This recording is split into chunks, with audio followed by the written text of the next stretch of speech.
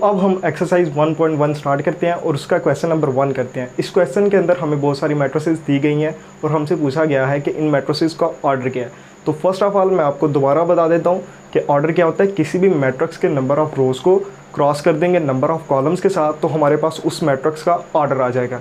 अब order find out करने के लिए पता होना चाहिए हमें पहले कि उस मैट्रिक्स के अंदर रोज़ कितनी है, और फिर हमें पता होना चाहिए कि उस मैट्रिक्स के अंदर कॉलम्स कितने हैं। और जब उन्हीं नंबर ऑफ़ रोज़ को क्रॉस कर देंगे नंबर ऑफ़ कॉलम्स के साथ, तो हमारे पास उस मैट्रिक्स का ऑर्डर आ जाएगा। तो आइए इन क्वेश्चंस को करते हैं। तो मेरे पास एक मैट्रिक्स ए है, ये देख सकते हैं इसके अंदर रोज़ कितनी है। फर्स्ट ऑफ ऑल हम देख लेते हैं इसके अंदर रोज़ कितनी है। तो रोज़ देख लेते हैं। रोज़ डिपेंड करती हैं कि उसके मैट्रिक्स के अंदर हॉरिजॉन्टल लाइन कितनी है। तो ये देखें, एक हॉरिजॉन्टल लाइन है, दूसरी हॉरिजॉन्टल लाइन है, इसका मतलब इसके अंदर 2 रोज़ हैं। और इसके अंदर कॉलम्स कितने हैं, तो वो डिपेंड करता है कि उसके अंदर मैट्रिक्स के अंदर वर्टिकली लाइंस कितनी है। तो एक वर्टिकली लाइन है, दूसरी वर्टिकली लाइन है, इसका मतलब इसके अंदर 2 कॉलम्स हैं। तो इसका ऑर्डर क्या आएगा, ऑर्डर का formula number of rows cross number of columns. तो ऑर्डर क्या आ जाएगा इस मैट्रिक्स का, नंबर ऑफ़ रोज़ कितनी है, 2 है, 2 लिख दिया, क्रॉस कर देंगे। और नंबर ऑफ़ कॉलम्स कितने हैं, 2 है, तो 2 लिख दिया। तो इस तरह से इस मैट्रिक्स का ऑर्डर आ जाएगा। इसी तरह हमारे पास ये एक मैट्रिक्स है। तो फर्स्ट ऑफ ऑल हम देख लेते हैं कि इसके अंदर रोज़ कितनी है। रोज़ लिख लेते हैं पहले। अब देखते हैं कि इसके अंदर हॉरिजॉन्टल लाइन कितनी है। एक हॉरिजॉन्टल लाइन, दूसरी हॉरिजॉन्टल लाइन, तीसरी हॉरिजॉन्टल लाइन, इसका मतलब इस मैट्रिक्स के अंदर 3 रोज़ हैं। अब कॉलम्स देख लेते हैं, कॉलम्स कितने हैं। तो देख लेते हैं कि इसके अंदर कितनी वर्टिकली लाइंस है। तो आप देख सकते हैं एक ही वर्टिकली लाइन है, ये देखें, इसका मतलब इसके अंदर एक कॉलम है। तो इस मैट्रिक्स का ऑर्डर क्या आ जाएगा, number of rows number of column करेंगे तो क्या ऑर्डर आ जाएगा हमारे पास, नंबर ऑफ़ रोज़ है 3 क्रॉस नंबर ऑफ़ कॉलम्स है 1।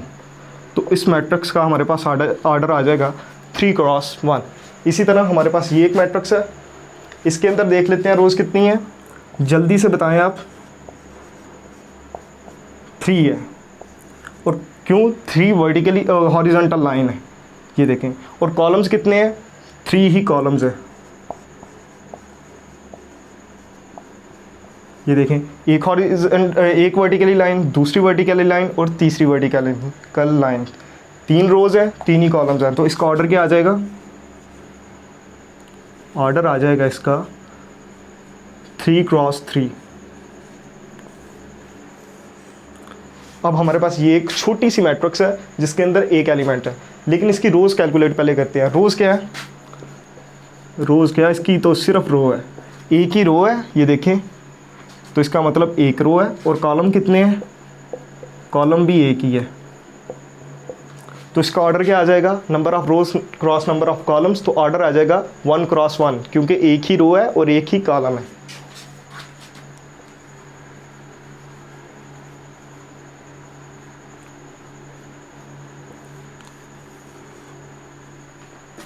तो इस तरह से हमारा पहला क्वेश्चन सॉल्व हो गया, जिसमें हमसे पूछा गया था कि मुख्तलिफ हमें मैट्रिसेस दी गई थी और हमसे पूछा गया था कि इन मैट्रिसेस का ऑर्डर क्या है। तो हमने बता दिया। 4 क्वेश्चंस मैंने किए, बाकी जो रिमेनिंग पार्ट्स हैं वो आप खुद ट्राई करें, आपसे हो जाएंगे। और अगर आपसे नहीं होंगे तो आप मुझसे पूछ सकते हैं कमेंट करके, तो मैं आपको वो क्वेश्चन ज़रूर करवाऊँगा। अब हम क्वेश्चन नंबर 2 करेंगे। इस क्वेश्चन के अंदर हमें बहुत सारी मैट्रिसेस दी गई हैं और हमने बताना है कि कौन कौन सी मैट्रिसेस एक दूसरे के इक्वल है। लेकिन उससे पहले, इन क्वेश्चंस को करने से पहले मैं आपको एक चीज़ बताना चाहता हूँ कि अगर आपके पास 20 रुपये हैं तो फाइन, और अगर आपके पास 10-10 रुपये के 2 नोट हैं तो उसका मतलब भी 20 है। तो इसका मतलब आपके पास 20 रुपये ही हैं, चाहे एक नोट है 20 का या 10-10 के 2 हैं। यही कुछ इन क्वेश्चन के अंदर किया गया है। जैसे ये देख सकते हैं आप, 3 है, 3 + 3 = 6। स्टूडेंट को कंफ्यूज करने के लिए उन्होंने ये किया है कि स्टूडेंट ये समझे कि ये 4 नंबर है। असल में ये 4 नंबर नहीं है, ये भी एक नंबर है, ये भी एक नंबर है। 6 को उन्होंने इस तरह से लिखा है 3 + 3। इसीलिए इन क्वेश्चंस के पहले ट्विस्ट को ख़त्म करते हैं, फिर इन क्वेश्चंस को देखते हैं और हम देखेंगे कि कौन कौन सी मैट्रिसेस आर इक्वल हैं। तो मैं बताना चाहता हूँ कि कौन कौन मैट्रिसेस इक्वल कैसे होती हैं। पहली कंडीशन है कि दे हैव सेम ऑर्डर। दूसरी कंडीशन है कि देयर कोरस्पॉन्डिंग एंट्रीज या elements are must be same. तो पहले ट्विस्ट को ख़त्म करते हैं। ये देखें, ये 2 नंबर नहीं है, ये 1 नंबर है। 5 में से 2 को निकालें तो हमारे पास क्या आंसर आ जाता है, 3 आ जाता है। इसका मतलब सी हमारे पास जो आंसर आता है वो है कुछ इस तरह से। अब ये देखें, ये अलग-अलग नंबर है क्योंकि काफ़ी डिस्टेंस के ऊपर है। इसी तरह ये देखें, ये भी सिंप्लीफाइड है, ये भी सिंप्लीफाइड है, और इसको हमने सिंप्लीफाई करना है। ये देखिए 3 में से 1 निकालें तो हमारे पास आंसर आ जाता है 2। ये जस्ट कंफ्यूज करने के लिए स्टूडेंट्स को दिया गया है। इसी तरह 3 + 3 6 आता है, तो हम इधर 6 लिख लेंगे। ये पहले ही सिंप्लीफाइड है। इसी तरह ये देखें, इसको मैं अगर करता हूँ तो ये मेरे पास कुछ इस तरह से आ जाता है 3 और 5, ठीक है। इसी तरह ये देखें 2 + 2 4, 2 में से 2 को निकालें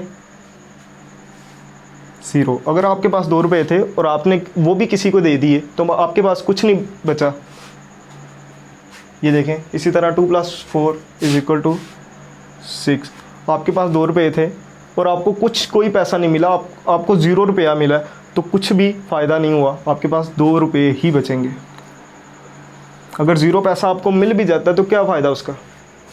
अब हमने बता देना है कि कौन कौन सी मैट्रिसेस इक्वल है। तो just have a look, matrix A और मैट्रिक्स सी, ऑर्डर क्या है 1 × 1, ऑर्डर क्या है 1 × 1, कोरस्पॉन्डिंग एंट्रीज भी सेम है। तो हम लिख देंगे कि मैट्रिक्स ए और सी इक्वल है, मैट्रिक्स ए और सी इक्वल है। इसी तरह ये देख सकते हैं मैट्रिक्स बी 3 5, इसी तरह ये देखें 3 5, मैट्रिक्स बी और मैट्रिक्स आई इक्वल है, इनका ऑर्डर भी सेम है और कोरस्पॉन्डिंग एंट्रीज भी सेम है। आप सोचेंगे कि ये भी तो हो सकता है, एलिमेंट्स तो सेम है, एलिमेंट्स क्या है 3 5 3 5, लेकिन कोरस्पॉन्डिंग एंट्री सेम नहीं है। मैट्रिक्स इक्वल मैट्रिसेस की डेफिनेशन है कि कोरस्पॉन्डिंग एंट्रीज भी सेम होनी चाहिए और ऑर्डर भी सेम होना चाहिए। अब इसी तरह आप देख सकते हैं कि मैट्रिक्स जो है E, matrix E, matrix H and matrix J, ये इक्वल है। तो मैं इसको भी लिख देता हूँ, matrix E, matrix H and matrix J, ये भी इक्वल है। और आप देख सकते हैं कि कौन कौन सी मैट्रिसेस इक्वल हैं। ये देखें, मैट्रिक्स एफ और मैट्रिक्स जी, ये दोनों भी इक्वल है, सेम ऑर्डर है और कोरस्पॉन्डिंग एंट्रीज भी वो भी सेम है, एफ एंड जी। और मैट्रिक्स डी जो है वो किसी के इक्वल नहीं। क्वेश्चन नंबर 2 में बस यही था, हमने यही बताना था कि कौन कौन सी मैट्रिसेस इक्वल है। अब हम क्वेश्चन नंबर 3 करेंगे। इस क्वेश्चन के अंदर हमें कहा गया है ए बी सी और डी की वैल्यू फाइंड करें, और हमारे पास एक कंडीशन दी गई है कि ये वाली मैट्रिक्स इस मैट्रिक्स के इक्वल है। ये किताब वाले ने हमें कह दिया कि ये दोनों मैट्रिसेस आर इक्वल है। इस कंडीशन को यूज़ करते हुए हमने ए बी सी और डी की वैल्यू फाइंड आउट करनी है। तो आइए इस क्वेश्चन को देखते हैं कि कैसे करना है। आप जानते हैं, हमने ये अभी सीखा है कि जब भी कोई इक्वल मैट्रिसेस, 2 इक्वल मैट्रिसेस होती हैं तो उनकी ये वाली जो कोरस्पॉन्डिंग एंट्रीज भी एक दूसरे के इक्वल होती हैं। अगर ये 2 मैट्रिसेस आर इक्वल हैं तो इनकी कोरस्पॉन्डिंग एंट्रीज, ये वाली एंट्रीज, ये भी एक दूसरे के इक्वल होंगी। तो इसी तरह इसी आर्गूमेंट को यूज़ करते हुए मैं इस क्वेश्चन को देखता हूँ। ए प्लस सी फिर किसके इक्वल हुआ, ए प्लस सी 0 के इक्वल हो जाएगा। इसी तरह a + 2d -7 के इक्वल हो जाएगा क्योंकि ये इक्वलेंट मैट्रिसेस हैं। 7b = -7, सॉरी इधर 2 है। इसी तरह ये c - 1 3 के इक्वल हो जाएगा, c - 1 = 3।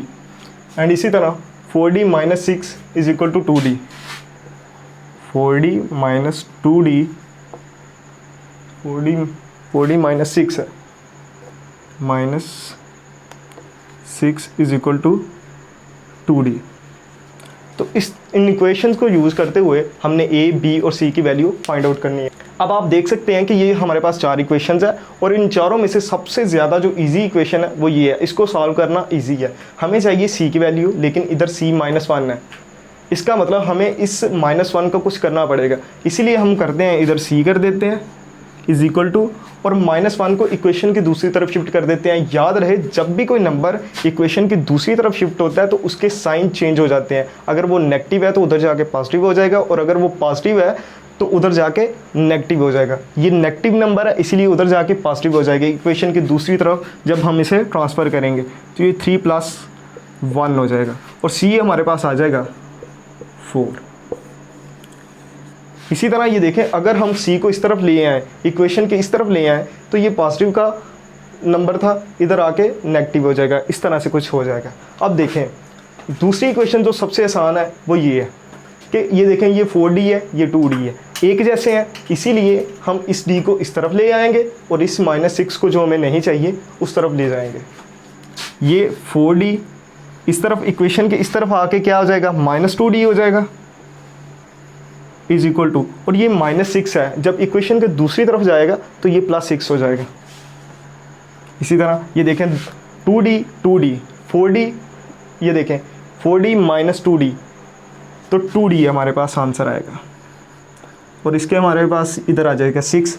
अब हमें ये 2 नहीं चाहिए, क्योंकि हमें 2d की वैल्यू फाइंड नहीं करनी, हमें वैल्यू फाइंड करनी है d की, इसीलिए 2 को दोनों तरफ डिवाइड कर देते हैं। इधर भी 2 को डिवाइड कर देता हूँ, इधर भी 2 को डिवाइड कर देता हूँ, तो ये हमारे पास आ जाएगा d = 3। इसी तरह हम देखें, ये इक्वेशन देख सकते हैं, इसमें हमारे पास है a + c, हमारे पास c की वैल्यू तो आ गई है, तो इससे हम a की वैल्यू फाइंड आउट कर सकते हैं। c की वैल्यू हम इसमें पुट करेंगे और हमारे पास a की वैल्यू आ जाएगी। a c की वैल्यू क्या है, +4, तो इधर क्या आ जाएगा 0। हमें चाहिए a की वैल्यू, हमें a + 4 की वैल्यू नहीं चाहिए, हमें चाहिए a की वैल्यू, इसलिए a इधर ही रहेगा और 4 उस तरफ जाके माइनस का हो जाएगा, -4। ठीक है, अब देख सकते हैं हमारे पास ये एक इक्वेशन रह गई है। इस इक्वेशन से हमारे पास b की वैल्यू फाइंड आउट होगी। ये देखें, a की वैल्यू हम फाइंड कर चुके हैं -4, तो -4 इधर आ जाएगा, +2b इधर आ जाएगा, -7। इस 4 को इक्वेशन के दूसरी तरफ शिफ्ट कर देते हैं, 2b = -7, उधर जाके ये +4 हो जाएगा, तो 2b हो जाएगा हमारे पास 3 -3। और हमें 2b की वैल्यू नहीं चाहिए, हमें चाहिए b की वैल्यू, इसलिए 2 को दोनों तरफ डिवाइड कर देते हैं, 2। अब b हमारे पास आ गया -3/2, ये हमारे पास इसका आंसर आ गया। अब बुक के अंदर कुछ उसने इस तरह से लिखा है -1.5, जो भी है वैल्यू ये दोनों ठीक है। अब ये हमने a, b, c और d की वैल्यू फाइंड कर ली। अब फर्ज करें इसी तरह का क्वेश्चन बोर्ड के अंदर पेपर में आ जाता है और आप उस क्वेश्चन को सॉल्व कर लेते हैं, लेकिन उस वक्त आपके साथ बुक नहीं है कि आप बुक को पीछे से देखें, उसकी आंसर्स में जाएं और चेक करें कि आपका आंसर ठीक है या नहीं, और ना ही आपको किसी दूसरे से पूछने की ज़रूरत है। आपने जो भी आंसर निकाला है आप खुद चेक कर सकते हैं कि ये मेरा आंसर ठीक है या नहीं। उसके लिए क्या ज़रूरी है कि ये जो 4 वैल्यूज़ हैं a, b, c और d, इस मैट्रिक्स के अंदर पुट कर देंगे। अब पुट कर देने से क्या होगा, मैं पुट करके देख लेता हूँ। a की वैल्यू क्या है हमारे पास 4, प्लस है, प्लस में साइन लगा देता हूँ। c क्या है हमारे पास, a - 4 है, सॉरी c है हमारे पास 4। अब a हमारे पास क्या है, a की वैल्यू क्या है, a हमारे पास -4 है, प्लस 2, और b की वैल्यू क्या है हमारे पास -3/2, -3/2। इसी तरह c की वैल्यू हमारे पास क्या है, c हमारे पास 4 है और -1, 4 इसी तरह, और d की हमारे पास वैल्यू क्या है, d हमारे पास 3 है, -6। अब ये किसके इक्वल है, अब ये इक्वल है 0, -7, 3 और 2 तो हमारे पास ये है, और d की वैल्यू हमारे पास क्या है, d हमारे पास 3 है। अगर तो ये वैल्यू पुट करने से ये दोनों मैट्रिक्स एक जैसी बन जाएंगी तो हमारा आंसर ठीक होगा। तो ये देखें, ये 4 -4 + 4, ये हमारे पास आंसर आ जाएगा 0। ये देखें, ये मैंने 2 को 2 से इससे कैंसिल किया, -4 -3, तो क्या बन जाएगा हमारे पास -7। इसी तरह 4 में से -1 को निकालें, हमारे पास आंसर आ जाता है 3। और ये देखें 4 को 3 से मल्टीप्लाई करेंगे तो हमारे पास आंसर आ जाता है 12। 12 में से 6 को निकालेंगे तो हमारे पास आंसर आ जाता है 6। इसी तरह इस इक्वेशन को भी मज़ीद सॉल्व कर लेते हैं। -7 है, इधर 3 है, और 2 को 3 के साथ मल्टीप्लाई कर देंगे तो हमारे पास आंसर आ जाएगा 6। तो ये देखें, ये मैट्रिक्स और ये मैट्रिक्स दोनों ही इक्वल हैं, दोनों मैट्रिसेस आर इक्वल है। असल में हमसे क्वेश्चन किया गया क्या था? असल में हमारे पास क्वेश्चन ये किया गया था A, B, C और D की वैल्यू फाइंड करें। एक ऐसी वैल्यूज़ होनी चाहिए जिनके ऊपर ये दोनों मैट्रिसेस इक्वल हो जाएं। तो इसी तरह ये देखें, जब आप इन क्वेश्चंस को कर लें, इनकी वैल्यूज़ फाइंड कर लें, तो किसी दूसरे से भी पूछने की ज़रूरत नहीं है कि मेरी वैल्यूज़ ये आई हैं, क्या मेरी वैल्यूज़ दुरुस्त हैं।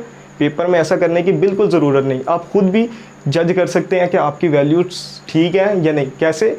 उस इक्वेशन के अंदर वो वैल्यूज़ पुट कर देंगे, और जब पहली मैट्रिक्स और दूसरी मैट्रिक्स दोनों इक्वल आ जाएंगी तो आपका आंसर दुरुस्त होगा। तो उम्मीद करता हूँ कि आपको ये चीज़ें समझ आई होंगी, ये पूरा लेक्चर आपको समझ आया होगा। किसी किस्म का कोई क्वेश्चन है आपका तो you can question me and I will try my best to answer you. और अगर आपको ये लेक्चर अच्छा लगा तो इसको लाइक करें, और अगर अच्छा नहीं लगा तो डिसलाइक करें, और अपनी जो राय है वो कमेंट सेक्शन के अंदर ज़रूर दें।